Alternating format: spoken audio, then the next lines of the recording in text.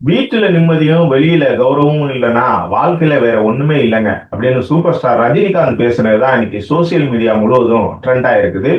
இந்தியாவின் most wanted டைரக்டர்ஸ்ல ஒருவரா இருக்கக்கூடிய லோகேஷ் கனகராஜ் இயக்கத்துல சூப்பர் ஸ்டார் ரஜினிகாந்த், இந்தியாவின் சூப்பர் ஸ்டார் ஆமீர் கான், ரஜினிகாந்தோட நெருங்கிய நண்பர் நாகார்ஜுனா, உபேந்திரா மற்றும் சத்யராஜ் உள்ளிட்ட பலர் நடிக்கக்கூடிய கூலி திரைப்படம் வரும் ஆகஸ்ட் 14ஆம் தேதி வெளியாக இருக்குது.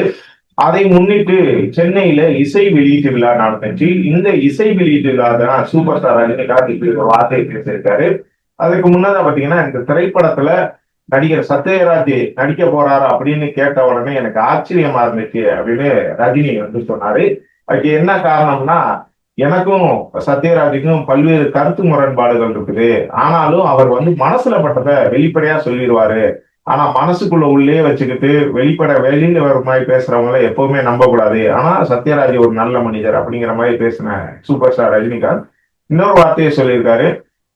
வெளியில கௌரவமும் சரி, வீட்டுல வந்து நிம்மதியும் இல்லைன்னா வாழ்க்கையில வேற உண்மை இல்லை. ஏன்னா இதை வந்து இந்த இதுல உணர்ந்திருக்கேன் நானு அப்படின்னு. அது போக வந்து சத்யராஜ் இந்த படத்துல வந்து நடிக்கிறதுங்கிறது எனக்கு ஆச்சரியம். ஏன் அப்படின்னா, வருடங்களுக்கு முன்பு வந்து 2 பேரும் சேர்ந்து நடிச்சு அதன் பிறகு நான் சேர்ந்து நடிக்கல.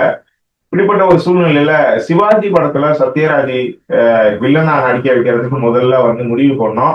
எனக்கு என்ன சம்பளம் தர்றாங்களோ அதே சம்பளம் வந்து சத்யராஜுக்கு கொடுக்கப்படும் அப்படிங்கிற மாதிரி உறுதியளிச்சும் வந்து சத்யராஜ் இந்த திரைப்படத்தில் நடிக்கல. ஆனா லோகேஷ் கனகராஜ் இயக்கிய இந்த கூலி திரைப்படத்துல நடிகர் சத்யராஜ் நடிக்க போறாருன்னு லோகேஷ் கனகராஜ் என்ற சொன்ன உடனே இத சத்யராஜ் கிட்ட கேட்டீங்களா அப்படின்னு நான் கேட்டேன். ஆனா அவரு சத்யராஜ் கிட்ட கேட்ட போது ரஜினி சார்கிட்ட கேட்டீங்களான்னு அவர் கேட்டாரு அப்படின்னு சொல்லிட்டு சொன்னாரு. இப்படிதான் வந்து சத்யராஜ் வந்து இந்த படத்துல நடிக்கிறாரு. உண்மையிலேயே வந்து ஒரு நல்ல ஒரு திரைப்படமா வந்திருக்கு. இந்த திரைப்படத்துல வந்து நிறைய லோகேஷ் கனகராஜுக்கு நிறைய இதை வந்து நல்லா ஒர்க் பண்ணிருக்காரு. கண்டிப்பா இந்த படம் சூப்பரா வரும் அப்படிங்கிற மாதிரி சூப்பர் ஸ்டார் ரஜினிகாந்த் பேசியிருக்காரு. ரஜினி வந்து பேசின ஒரு விஷயம் வந்து எப்பவுமே ஒவ்வொரு ஆடியோ லாஞ்சுமே சரி, ஏதாவது ஒரு இடத்துல பேசுற மாதிரி முக்கியமான சில கருத்துக்களை வந்து ரஜினி சொல்லக்கூடியது பழக்கம்.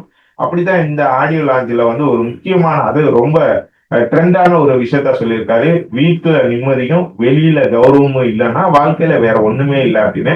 ஒரு சிலர் வந்து ரஜினி தன்னோட சொந்த வாழ்க்கையை தான் அப்படி சொல்றாரு, வீட்டுல அவருக்கு நிம்மதி இல்லை அப்படிங்கிற மாதிரி சில பேர் சொல்றாங்க. ஆனா வெளியில கௌரவம் இருந்தாலும் வீட்டுல நிம்மதி இல்லை, அதைத்தான் அவர் மன வருத்தத்தோட சொல்லியிருக்காரு அப்படிங்கிற மாதிரி சில பேர் வந்து சோசியல் மீடியாவில் பதிவிட்டு கொண்டு வராங்க.